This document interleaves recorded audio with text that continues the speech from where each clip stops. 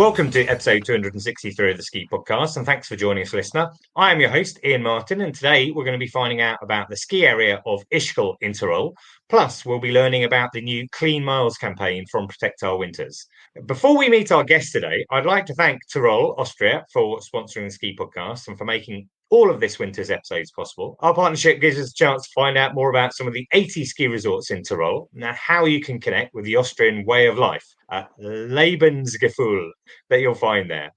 We're also going to be finding out about one particular region in Tirol this episode, but let me start by introducing my guest today. We have two first-timers on the show. Firstly, I'm delighted to welcome Cat Ainsworth, CEO at Protect Our Winters UK. Hi, Cat, how are you? I'm really well, thanks, Iain. Great to be here. And where are you? I'm sitting in sunny Buenos Aires in Argentina, which is where I've been based for the last 3 years. So you are recently CEO of Protect Our Winters. We'll come on to that in due course. My first thought is if you're in Argentina, whereas we're coming into our winter, you have finished yours. Did you manage to get any skiing in down there? I did. I got some lovely skiing in this year. So we went to the last day of the season in Chile, where there was brilliant snow this year, in Valle, Nevado. And then we also went on a family ski trip to Ushuaia, right down at the southern tip of Argentina. And that's where my 3-year-old got on skis for the first time. And thankfully, he loved it. That's a very important prerequisite for my children. Wow. That's pretty amazing. Well, we might come back to that a little bit later. Secondly, I'm pleased to welcome three-time Winter Olympian and Ischgl resident Marco Ladner. Hi, Marco. How are you?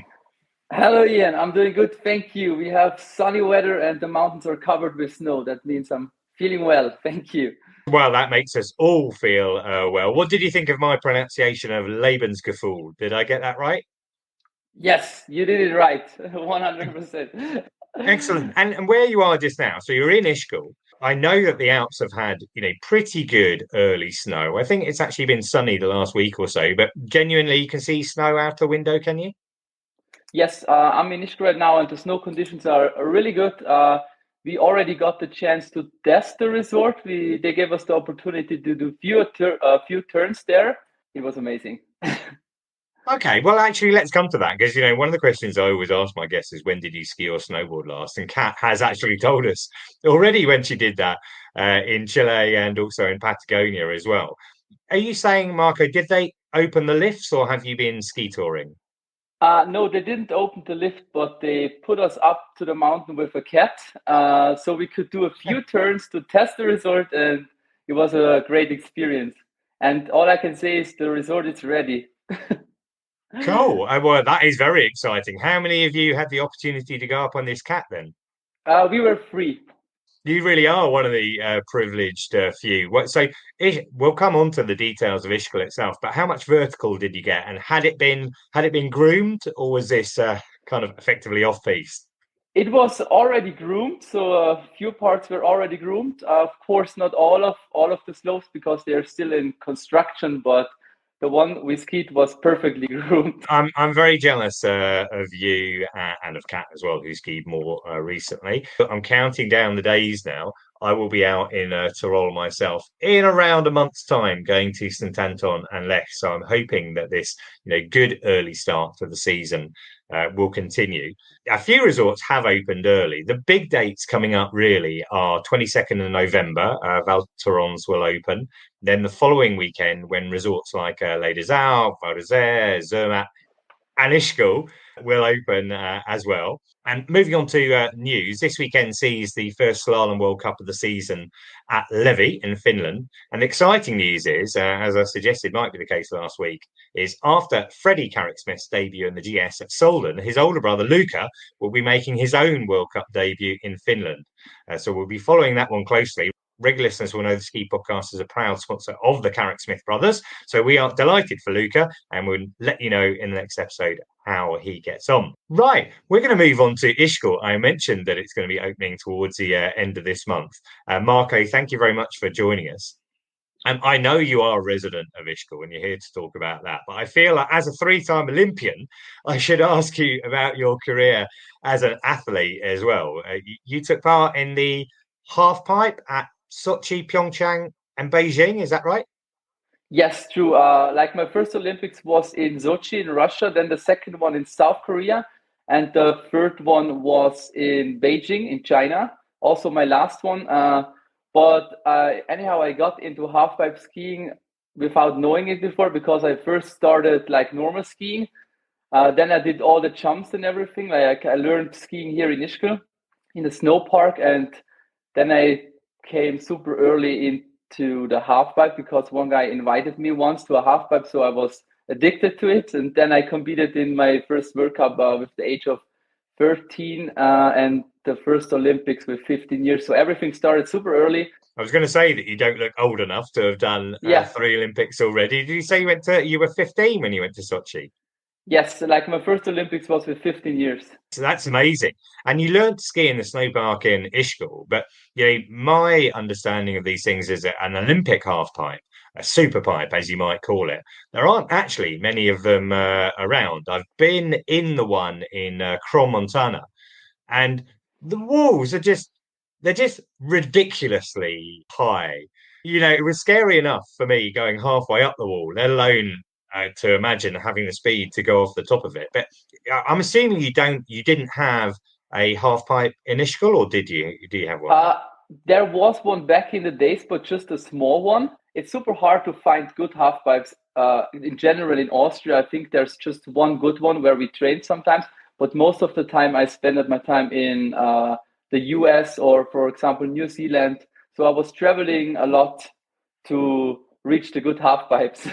Did you have a favorite of those 3 Olympic Games that you went to? Yeah, maybe the first one was super special because I was super young and I didn't even know what the Olympics is. So I was like qualified for the Olympics and I didn't know what the Olympics are. So I went there with no expectations and it was absolutely amazing. Like everything is so different because when you're coming from freestyle sport, it's not that you do like Alpine World Cups and everything. So it was the first big stage for me for free skiing. That was super special, I guess. And, do you follow women's half pipe as well? Because Zoe Atkin is one of Team GB's hopes of a medal at Milano Cortina. Are you following, the current athletes? Yes, I do. I always watch the competitions, and I also know Zoe, not in person, but I know her skiing, and she's skiing crazy. Like her tricks are absolutely amazing, and she's also world champion, I think. So she's probably on the best way to win gold medal in Italy this year. Well, we'll certainly be keeping our fingers crossed for her. And listeners, I've interviewed Zoe before in the podcast, so I'll put a link in the show notes of that. But let's turn the conversation to Ischgl then. I wondered if we could just start by helping listeners to kind of understand, roughly where it is within Austria and within the Tyrol. So Ischgl is a small town based in the west of Tirol. So if you watch on the chicken wing of Austria, you just watch to the left and then you see this place Tyrol, and in the west there's Ischgl. Okay, well, I've looked at the map. I'm going to put a link into it as well. But if you were trying to get there, then, how would you get there? What would the nearest airports or the best way to access it be? So you can fly to the airports, Zurich and Munich, for example. If the connections are good, you can also go to Innsbruck. And from there, you take a train to Landeck. From Landeck, you can go rather by bus or by taxi, whatever you prefer. It's a 30-minute ride from Landeck to Ischgl then. I mentioned earlier that I'm going out to St. Anton, the Arlberg, in about a month's time. And when I go, I'm going to be taking the train to Zurich. And then you can actually get a train direct from Zurich to Landeck. I did it once, actually, by accident. I was on my way to St. Anton and I took too long getting off the train at St. Anton. Didn't get out of the train and onto the platform. I had to go onto Landeck and then get a very expensive cab back, which was really annoying. But it's quite easy to get to by train as well. And you said it's about 30 minutes from Landeck to Ischgl itself? Yes. Cool. And it's a high resort, right? What is the altitude of the resort itself? So the resort itself, like my house is at 1,400 meters where the town is, and the resort goes up to 2,800, something like that. So it's a pretty high area. And we've said that it's going to be opening at the end of this month. And famously, Ischgl opens very early in the season and with what should I say, fireworks, let's say, a very spectacular and massive concert at the beginning of each and at the close of each season, the Top of the Mountain concerts. I've never been to this, unfortunately. I know quite a few people who have, but you've had some pretty famous people appearing at the Top of the Mountain concerts. Yes, we had like superstars like Robbie Williams or Rihanna or top DJs like Dimitri Vegas, Mike. Like I would say, like for every type of music, they do almost one concert, so everyone will find probably the perfect music for their taste. Cool. I mean, I'll put a link because I found a page on the website first at all of the different people who've been there before. I mean, Elton John was one of them. You mentioned Robbie Williams there. I kind of missed Rihanna, but she'd been there as well. If you have a ski ticket, you don't have to pay for the concert. So if you already own the ski tickets and you're skiing, you can straight ski to the stage and enjoy the concert for free. So that's pretty cool.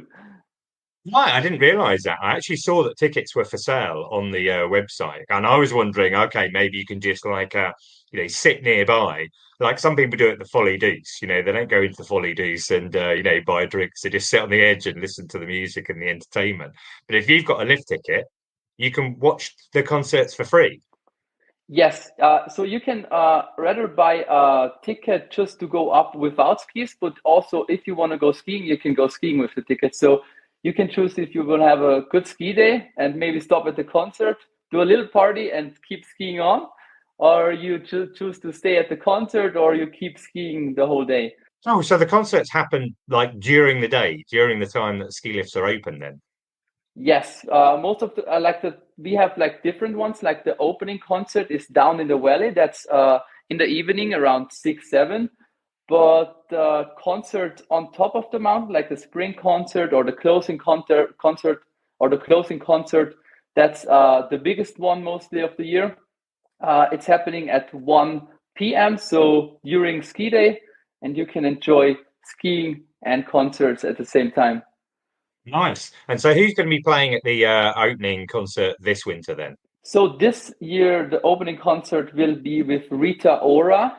It's going to be a big one. And then we have some good spring concerts in springtime with DJ Robin Schulz. And my most favorite one of the year will be the closing concert with the icon Christina Aguilera. I'm super excited for it. Wow, I mean, they're such huge names. Look, Rita Ora in about a month or less than a month's time, that'll be a good one. And then closing with Christina Aguilera. So, okay, let's move on to the skiing then. If that already makes Ischgl sound like a great place to head to. But, the skiing itself is pretty key. Now, we've already established it's a pretty high ski area. You mentioned the resort itself at 1,400 meters. What kind of size is the area there in terms of, let's say, the number of pistes or the number of lifts? So the resort itself has around 45 lifts and 230 piste kilometers, I think. So it's pretty big. You can reach all lifts in one day if you're skiing super fast, but then you can't enjoy. So I would recommend to maybe stay for a few more days for a week and enjoy the full experience in a week. Yeah, I mean, I think most British skiers would probably be going there for a week. Certainly, our listeners in the States, wouldn't be just coming for a few days. So, you've got quite a big area there. What kind of skiers do you think the Ischgl ski area works for? I think it's good for all type of skiing and snowboarding because you have like these super easy slopes for beginners where you can learn skiing, but you can also choose the little bit steeper ones like the red slopes. And then you have these steep black slopes where you can go for high speed runs. And also it's super good for freeride skiing. Actually, it's really good if you know the right places. A lot of people don't know it yet, but if you have the right spots and you have like the right guides in the resort, you will have the best time probably for every type of level. Yeah, it sounds, Marco, like they should track you down because, sounds like you like going fast, and you could knock off all those 240 kilometers in a day if you wanted to. I read again while I was looking around the website. There's a few new lifts this winter. Ischgl is upgrading the lift system. I think it said there were 3 new chairlifts. Yes, they built 3 bigger new chairlifts. It's once the Saskalun, the Höllboden, and the Höllkar. It's free, completely new lifts, and yeah, I'm also super excited to test them. I never tried it before, but they are working really hard to improve the resort like every year. So it's always pretty cool to come up again after a new season and check it out. Cool. And in terms of families, then, evidently big ski area. If you've got teens, plenty to keep them occupied. But if you're looking at families with younger children, you said they're beginner slopes. Are they around the resort itself? Are they close to the resort? So we have like a slope for super beginners, like it's located in Maton. It's just one lift and it's a small place where you can actually learn skiing. But also in Ischgl, in the resort, if you go up with the gondola, you have straight after the gondola on the left, you see the ski school Ischgl, and there's a big place for kids where they can learn ski, have fun, also play around. So they also enjoy the first time skiing on 2,500 meters, for example. So it's not only down in the valley. And again, looking around the website, I was just like doing my research, and I saw about this kind of Lego feature that you've got in the resort. Can you explain what that is? Yes, it's called the Lego Winter Fun, and the name it says itself, it's Lego Winter and Fun. So you have these big Lego sculptures everywhere in the resort. They also have the biggest or the highest fan exhibition on the mountain, and they also built it like a world record gondola, the biggest gondola out of Lego bricks. So it's super cool. Also, the kids, when they buy a ski ticket, they get free Legos to build, maybe in the gondola, or if they're tired from skiing. So it's pretty cool collaboration, I think. Nice. Okay. I didn't know about that one at all until just now. One thing I do know is that, we've had several people on talking about the different resorts in Tirol on the podcast now, and all of them have mentioned the mountain restaurants and said, how many they are and how great they are. I mean, I don't know if it's fair to ask you, Marco, if you have any favorite restaurants, because again, the other people we said to say, oh, well, it wouldn't be fair for me to say because I live in the resort. But what about if you're going in them? Is there any kind of particular foods that you would recommend for people to try? So I'm totally honest with you, Ian. I'm not a really food guy because I always prefer skiing before having food. But when I'm going to the restaurant in the mountains on a perfect day, I would definitely choose Kaiserschmarrn. You know Kaiserschmarrn? It's been coming through as a theme. Go on, in case listeners haven't listened to other episodes, tell us what it is. It's a scrambled pancake, but I don't want to say too much. Just if you're in Austria, go and order a Kaiserschmarrn and you will have a good time in the restaurant.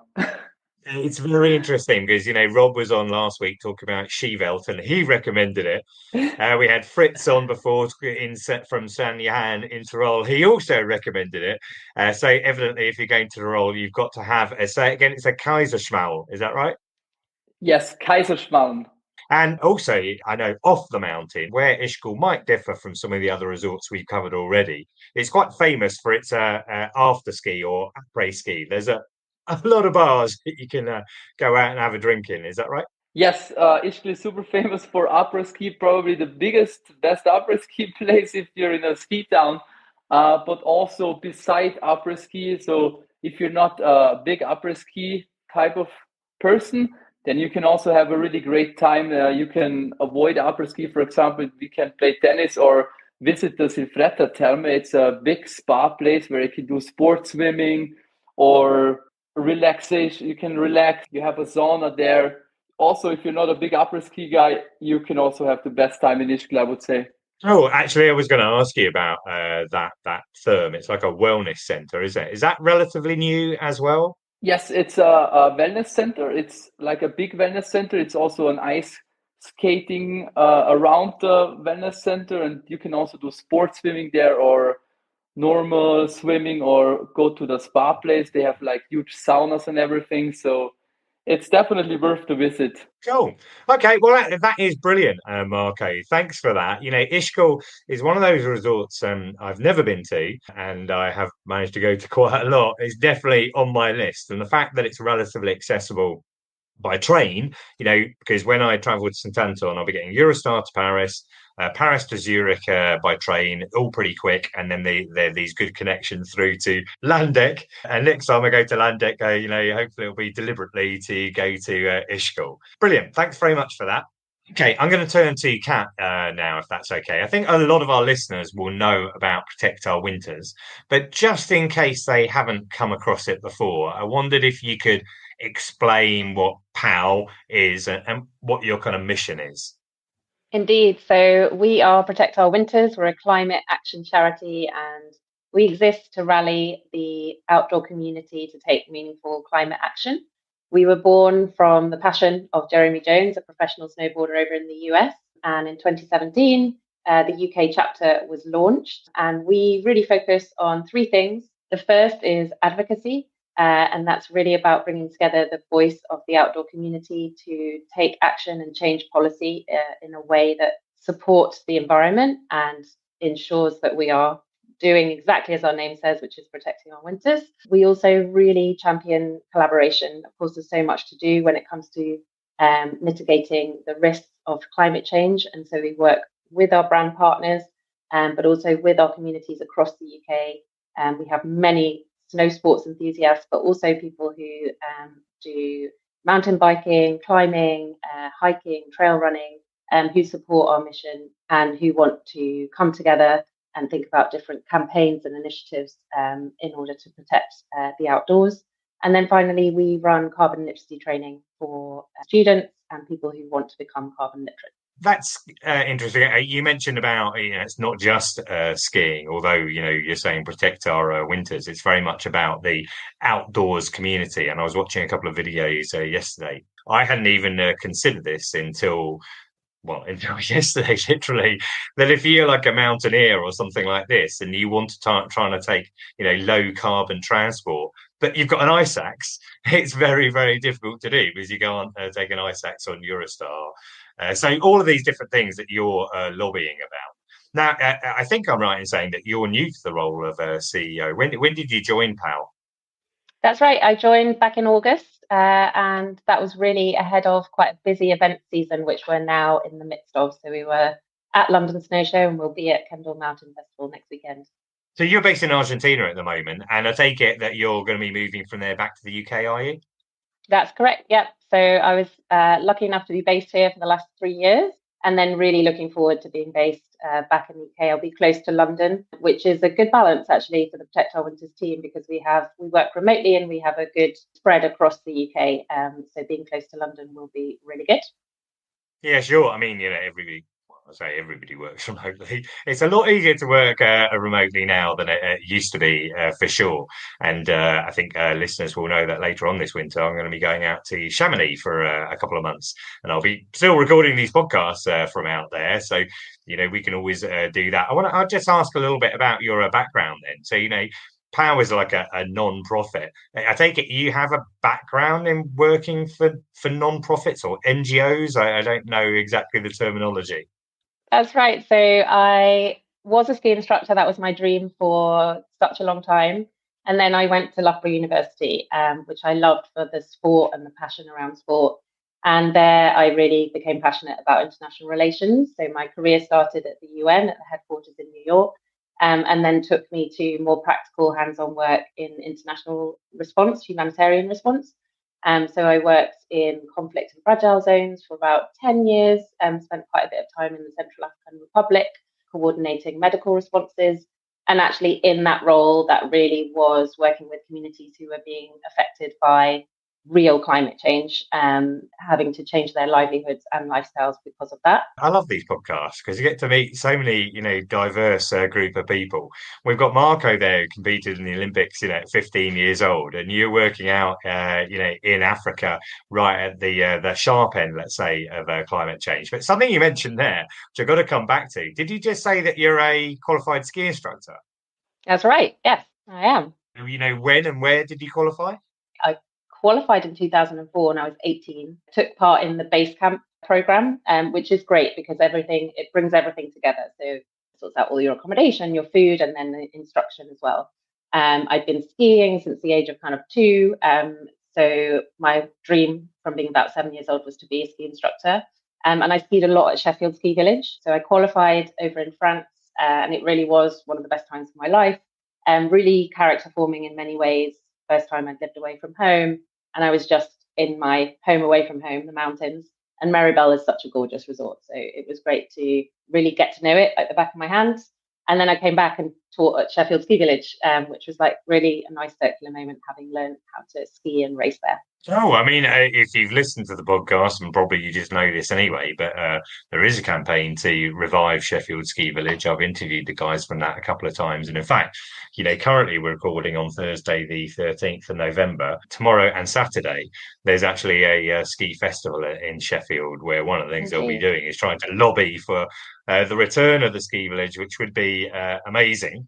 But let's move on to POW then. You've hit the ground running with the start of the Protect Our Winters Clean Miles campaign. I wondered if you could just tell us about it. We know that transport is one of the biggest contributors to your carbon footprint when you do outdoor sports. Part of our priorities, one of our key priorities, is low carbon mobility. When we surveyed our community, we found that there's so much willingness for people to use the train to get to their outdoor sports destinations. But actually the provision of the service is often not good enough, especially when it comes to carrying bulky kit. If you're close to London, it's possible or easier to get the train across to mainland Europe to your ski destinations. But when you start to look at people further away, further north, it's really hard to actually do a multi-leg journey all the way to a ski sport destination with your snowboard, with your skis, with your mountain equipment, as you've just mentioned. And so our campaign is really about more affordable, more reliable, better connected transport, which is fit for adventure. It's really exciting how this is now coming together. We see this being a very clear ask within the government's approach to nationalisation of rail services. But also I think there's a lot of opportunity for us to influence how many services there are to mountain destinations overseas. And what that provision looks like in terms of how you can carry your equipment. Yeah, so part of that is evidently lobbying, but you have, in terms of helping with that lobbying, you have a petition online at the moment that people can sign. That's right? That's correct. So we'd love as many signatures as we can. This really lends credibility to our asks and our movement. And we see this being a campaign that we run within Protect Our Winters for quite some time because there's so much work to do. But it's a very timely ask because the government is just working on their approach to nationalisation, and we think there's a moment to influence now. So really would like to encourage as many people to check out the campaign, the petition, and sign up, and also share their thoughts in our survey. Just to underline that, we're not necessarily just talking about the international side of things. When you talk about nationalisation, you talk about a number of the rail franchises are being nationalised within the UK. What you're saying is the opportunity to influence them in terms of their policies about, let's say, taking bikes on board and things like that. Exactly. So we had so much feedback from our community who we know also bike within the UK or bike to destinations that they can ski or splitboard or snowboard in the UK. And one of the biggest kind of themes of feedback is the difficulty to get a bike on a train. It's either difficult to book it on, or once you've booked it on, there's a risk that you might not be allowed on because it's not the right type of bike, because there's not enough space for it, even though you might have booked a place for it. So we really want to work in collaboration with other organisations as well that are campaigning on this topic, because it's really important for our community. Well, when I set up Ski Fight Free in 2019, the whole point there was to encourage low carbon travel. And it's a slowly but surely type of approach. I genuinely believe there's momentum out there. And part of it is overcoming those beliefs that some people have that it's going to cost you more or it's going to take longer. It doesn't have to be in either case. But part of it is helping people to understand that, not only does it make a difference, it's actually more enjoyable as well. And I read recently that trains are more punctual than flights. If you look at the data, away across Europe. So evidently, I wish you all a success with that campaign. I'm going to be putting a link to that petition into the show notes so that listeners can sign up. That's brilliant, Kat. Thank you very much for that. We're just going to move towards the close now. I always enjoy listener feedback. Love to hear what you think about the show. You can leave me a comment on Spotify, Instagram, or Facebook. Our handle is @skipodcast, or you can drop me an email to theskipodcast@gmail.com. You can also follow us on WhatsApp for exclusive material released ahead of each podcast. Look in the show notes for that link. Have had a bit of feedback since the last episode. Leon Butler enjoyed episode 262. He said, I have such a soft spot for the whole of Tirol, but Wilde Kaiser is stunning. Stan very kindly bought me a coffee at Buy Me a Coffee /the Ski Podcast. He said, love the podcast. It's a great way to stay connected to the world of skiing between my annual holiday trips, in particular kit reviews of Al Morgan and stories like Bladen Lines. I mean, that was episode 252. He also says, enjoyed seeing my video of driving to the Alps in a Tesla. Helpful research ahead of doing the same thing last winter, and we'll be doing it again in January. That's great to hear, Stan. And listener, if you haven't listened to those episodes yet, you can do so very easily. There are now 281 episodes of the Ski Podcast to catch up with, and in the last week, 168 of those were listened to.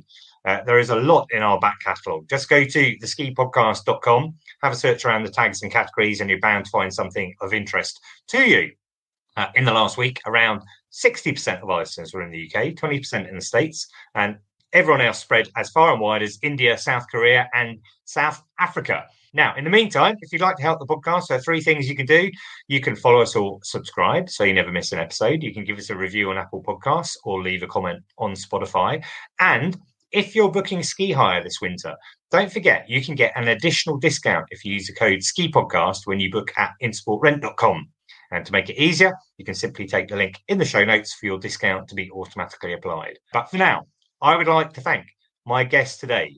Kat, thank you very much. Thanks, Iain. And Marco, thank you. Dankeschön. Thank you very much und vielen Dank, Iain. Excellent. I'd also like to thank Tirol for sponsoring the podcast. And finally, listener, thank you for joining us wherever in the world you're listening right now. And until next time, goodbye.